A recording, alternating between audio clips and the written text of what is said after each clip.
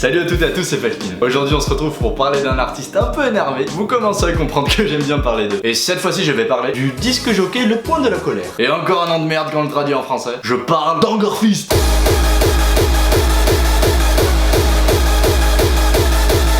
Angerfist, ouais, Le Point de la Colère. Direct, tu sais que c'est le genre d'artiste que tu vas pas retrouver à l'opéra. Mesdames et messieurs, pour sa 4e symphonie, nous accueillons aujourd'hui le producteur-compositeur hollandais Danny Maesling, alias...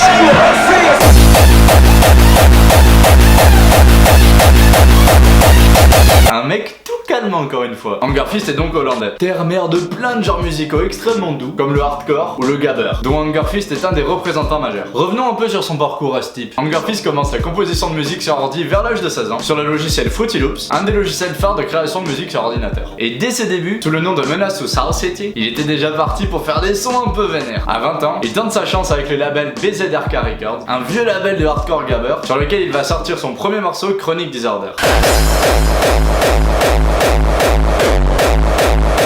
Et ouais, pourtant ça date ce truc. Ben vous allez me dire que ça ressemble à beaucoup de musique de hardcore de nos jours. Il avait l'œil déjà Angerfist. Et ça plaît, ce qui lui permet de commencer à se faire un nom, jusqu'en 2003 où il va officiellement choisir son nom Angerfist. Et il a un putain d'avantage ce type. C'est qu'au final, il va devenir peu à peu une sorte de symbole de la musique gabber aux Pays-Bas. Souvent pour tous les genres de musique un peu underground, ou du moins moi ça me le fait. Je kiffe savoir qu'il y a un porte-étendard de ce genre de musique. Et qui fonctionne bien en plus. Ça permet de montrer aux gens que ce genre de musique c'est pas que du putain de bruit, que ça peut marcher, que ça peut rallier des gens entre eux qui ont rien à voir, pour pouvoir faire la fête ensemble et partager des putains de moments. C'est beau ce que je dis, on dirait un poète. Les gars, c'est bon, je laisse tomber YouTube. Et du coup, c'est ça qui plaît avec Angerfist. En 2003, elle sort son morceau Son of Satan.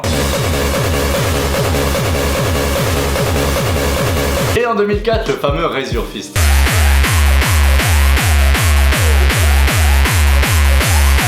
On le capte rapidement l'univers d'Angerfist. Très dark, les sonorités très agressives, un kick très lourd. En même temps, avec un nom comme ça, je le rappelle, ça allait être dur pour lui de faire autre chose comme son. Angerfist, en plus de ses capacités de production, est connu pour faire des lives de gros porcs. En 2006, il s'allie avec un pote à lui de longue date, Mean Rose, alias MC Prozac, pour ajouter encore de la matière et du dynamisme à ses sets. Pour ceux qui se sont toujours posé la question mais qui ont jamais assumé de la poser, un MC ou Master of Ceremony, c'est un mec qui accompagne un DJ et souvent va rapper par-dessus le morceau. Il va chauffer la foule aussi, il permet de faire le show un peu. Et ça on en retrouve dans tous les genres de musique. Mais je crois qu'Angerfist est un des premiers à l'avoir proposé en musique hardcore.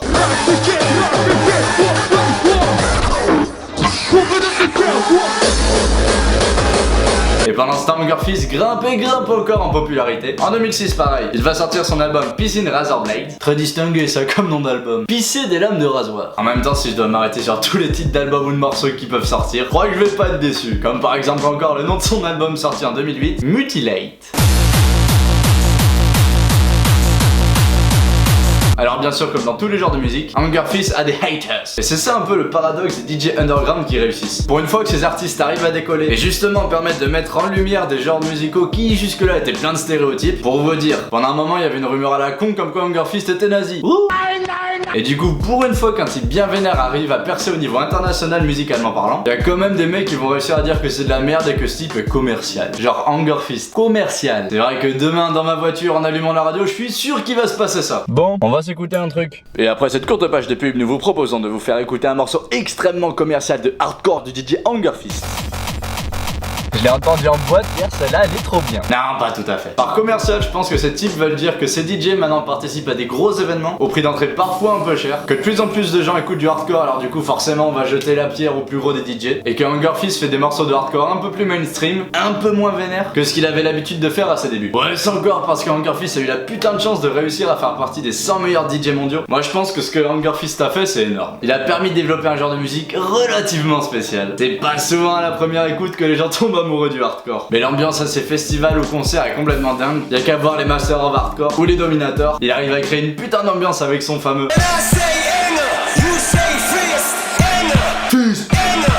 Il a réussi à se créer un personnage vachement mystérieux, un peu flippant, mais qui marche de dingue. Dites-vous qu'en 2015, dans ce fameux classement des 100 meilleurs DJ, les types juste avant Angerfist c'était les Bassjackers. Ça reflète pas tout à fait la même image. Et en plus de ça, il est toujours autant populaire l'animal. Il continue à produire des morceaux et fait des collabs avec les plus gros artistes du milieu du genre Miss Kate.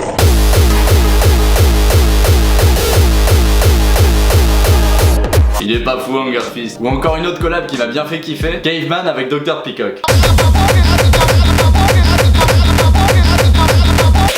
Un son du coup un peu plus Frenchcore, mais avec la lourdeur du kick à la Hunger Fist. Donc pour résumer le bonhomme, il est le symbole de la musique hardcore et gabber au niveau mondial. Il a une fanbase ultra solide qui sera toujours là pour venir le voir à ses concerts ou festivals. Et Dieu sait que ça en vaut la peine parce qu'il est bon le salaud. Et malgré son masque de hockey qui fait peur, il risque de faire se dandiner encore pas mal de monde un moment.